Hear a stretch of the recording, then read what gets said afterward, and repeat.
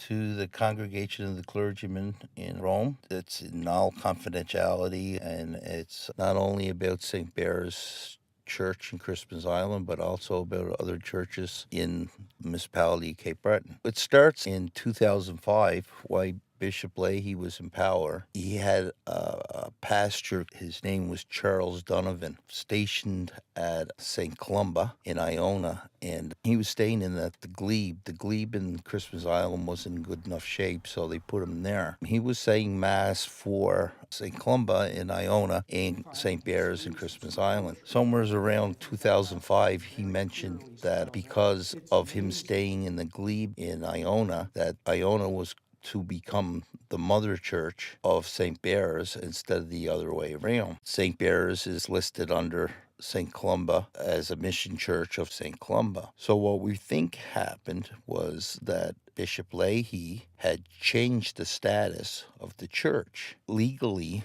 St. Bear's would stop being a legal identity, because if he was to make a mission church, a new mission church is totally reliant on the mother church. Iona should have all the church goods under their identity, and it would make St. Bear's a legal identity. In 2009, he closed the Church of St. Joseph's in New Victoria, and who did the closing ceremony was Father Paul McNeil. Brothers and sisters, with thanks to God for the good accomplished here, St. Joseph's Church is now closed.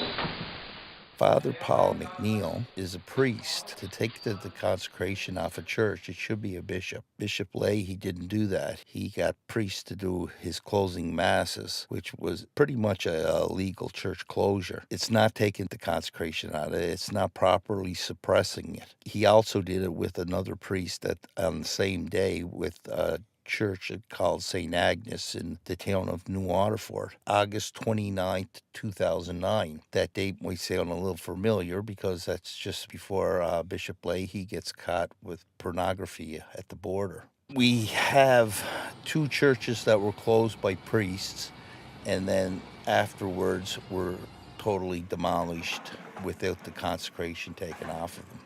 So this is how Bishop Leahy did business. To go back to St. Bear's, by taking the legal identity off of it in 2005, in 2007, there was a quick deed transfer of the adjacent land that was owned by the Cape Breton Victoria School Board. They wanted it in the church name to be able to sell it.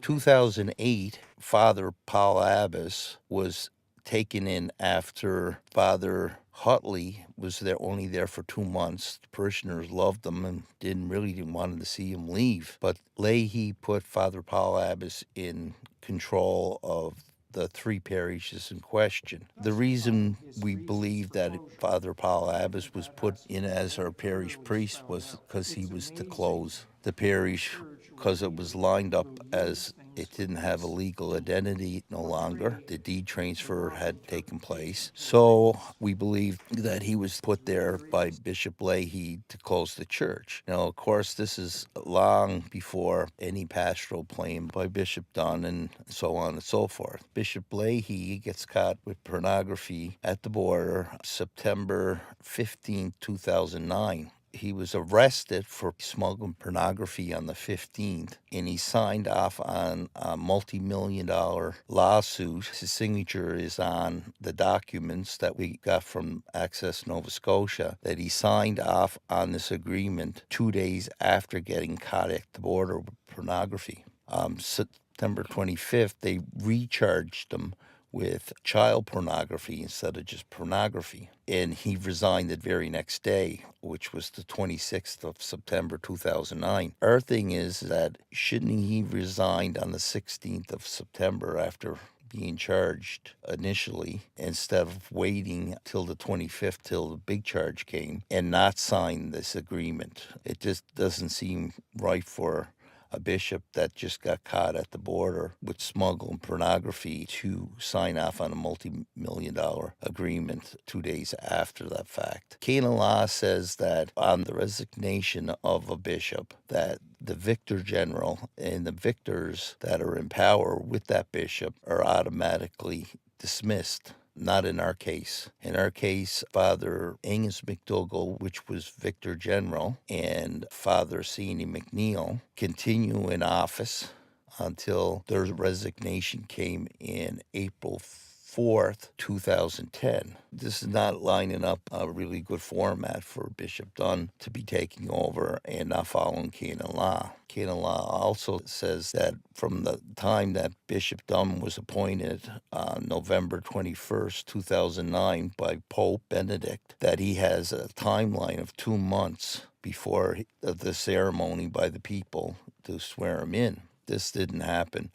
He was 4 days after the timeline that the ceremony took place was until January 25th, 2010. That's 4 days after 2 months. Also, there's an article that came out on January 22nd of 2010 with Father Powell as spokesperson talking about selling land and stuff, and that they need to get money for the lawsuit. Note that the 22nd of January is also before the 25th of January when he was sworn in. So he's in the public. Canon law also says that he is not to assume the role of bishop or authority. Where is this article coming from? It can't be coming from the Victor General because he's not supposed to be there. And Bishop Dunn hasn't taken office yet. So who is directing this article? Canon law is there for not only the people, but for the bishop too, for everybody to follow. What we think should happen is before Bishop Dunn was appointed to come in and be our new bishop, there should have been some type of audit to see what kind of damage Bishop Plea had done. It doesn't make sense to leave the same players in there that were under a bishop that resigned because of some serious charges. It's not even fair to Bishop Dunn, be honest with you. Less than honest ways of doing business. We get into February 2011. Father Paul Abbas, he had a lot of hats. He's a director of Talbot House, Victor General, spokesperson for the diocese, and he is the pastor of 5 parishes, ours being one in question. In 2008, after becoming the pastor of St. Bears and Christmas Island, he took the books to Talbot House. He had all the right to take the books of all parishes to Talbot House. There's no question in that. But he did it without the approval of the Finance Council or the Parish Council or what have you. They suggested that he didn't do it, and he did it anyway. So he brings the books to Talbot House, and then he has a gentleman. His name is Kennedy. So he's got a young gentleman doing the books, and this gentleman works for Talbot House. Talbot House is owned by the Diocese of Antigonish, and we think that was a big conflict of interest because Father Paul is his boss, and Father Paul is giving him directions on how to do the books. And you would think that like a month or so would be okay for them to do the books. But he had possession of the books of all 3 parishes that are in question for 3 years. And the good people of Christmas Island and Boysdale and Iona didn't see these books for 3 years. So you have that accountability of what's being done and what's not being done and what's being paid and what's not being paid. All they had was a report every other month from Father Powell that they would put in the bulletin. This breaks canon law and it's conflict of interest. Also, conflict of interest is to have Victor General, which has a diocese position, and also be a pastor. At the very least, Victor General should be only helping a pastor within a parish, helping him with his duties and being part of, but not controlling all the finances and all the doings with the parish. We have a conflict of interest here because he's the bishop's right-hand man. Can he effectively, unbiased, represent a parish when he's in that position, in both positions?